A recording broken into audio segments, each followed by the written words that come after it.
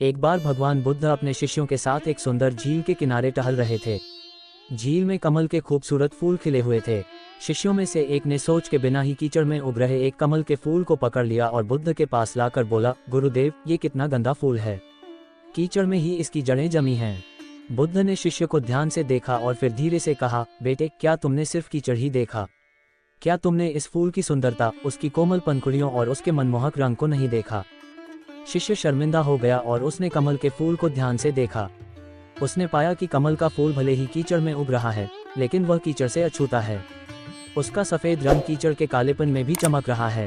बुद्ध ने अपने शिष्यों को समझाया, जीवन भी इसी तरह है। जीवन में हमें कई तरह की परिस्थितियों का सामना करना पड़ता है। सुख दुख, सफलता असफलता, सम्मान अपमान, ये सब जीवन का हिस्सा हैं। लेकिन हमें कीचड़ में ही फंसते नहीं रहना चाहिए। हमें कमल के फूल की तरह अपनी जड़ें मजबूत रखनी चाहिए और अपने लक्ष्यों की ओर बढ़ते रहना चाहिए। इस छोटी सी कहानी में हमें कई महत्वपूर्ण सीख मिलती हैं। जीवन में चुनौतियां आना स्वाभाविक है। कमल का फूल कीचड़ में ही उगता है, लेकिन वह हार नहीं मानता। उसी तरह हमें भी जीवन की चुनौतियों का सामना करना चाहिए और हार नहीं माननी चाहिए। परिस्थितियों से प्रभावित नहीं होना चाहिए। भले ही हमारे आसपास की परिस्थितियां अच्छी न हो, हमें अपने विचारों और कार्यों को शुद्ध रखना चाहिए। हमें दूसरों के बुरे व्यवहार से खुद को प्रभावित नहीं होने देना चाहिए। अपने लक्ष्यों पर ध्यान केंद्रित करना चाहिए। कमल का फूल हमेशा सूरज की ओर मुख करके खिलता है।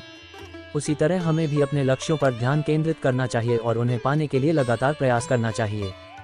दया और करुणा का भाव रखना चाहिए। कमल का फूल कीचड़ में उगता है, लेकिन वह कीचड़ को सुगंधित कर देता है। उसी तरह हमें भी अपने आसपास के लोगों के प्रति दया और करुणा का भाव रखना चाहिए।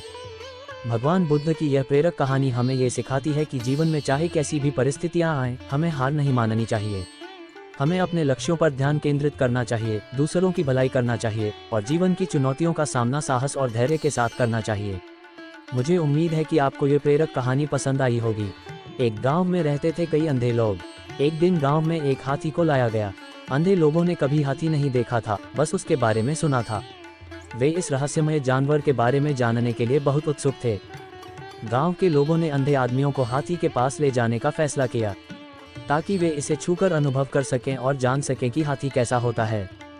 पहले अंधे व्यक्ति ने हाथी के पैर को छुआ। उसे लगा कि हाथी एक मजबूत खंभे की तरह है। उसने अपने साथियों को बताया, दोस्तों, हाथी एक विशाल खंभे जैसा है। दूसरे अंधे व्यक्ति ने हाथी की सूंड को छुआ। उसे लगा कि हाथी एक मोटे सांप की तरह है। उसने कहा, नहीं, हाथी तो मोटे सांप जैसा है। तीसरे अंधे व्यक्ति ने हाथी के कान को छुआ। उसे लगा कि हाथी एक बड़े पंखे जैसा है।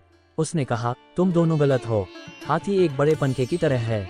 चौथे अंधे व्यक्ति ने हाथी की पूंछ को छुआ। उसे लगा कि हाथी एक रस्सी जैसा है। उसने कहा, नहीं, यह एक रस्सी जैसा है। अंधे लोग हाथी के अलग अलग अंगों को छूकर अपनी अपनी राय बना रहे थे।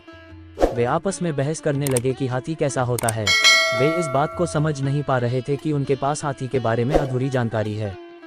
तभी उस गांव का एक बुद्धिमान व्यक्ति वहां आया। उसने अंधे लोगों की बहस सुनी और उनसे कहा, दोस्तों, आप सब सही हो और गलत भी। आप में से हर किसी ने हाथी के एक हिस्से को छुआ है और अपना अनुभव बताया है, लेकिन आप में से किसी ने भी पूरे हाथी को नहीं छुआ है और इसलिए आप उसकी असली शक्ल का अनुमान नहीं लगा पाए हैं।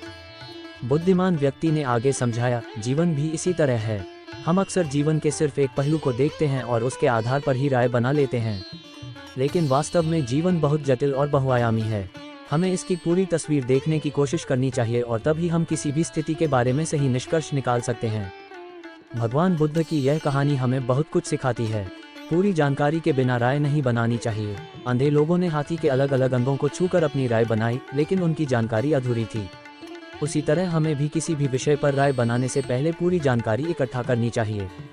दृष्टिकोण को व्यापक बनाना चाहिए। अंधे आदमियों का हाथी के बारे में दृष्टिकोण सीमित था।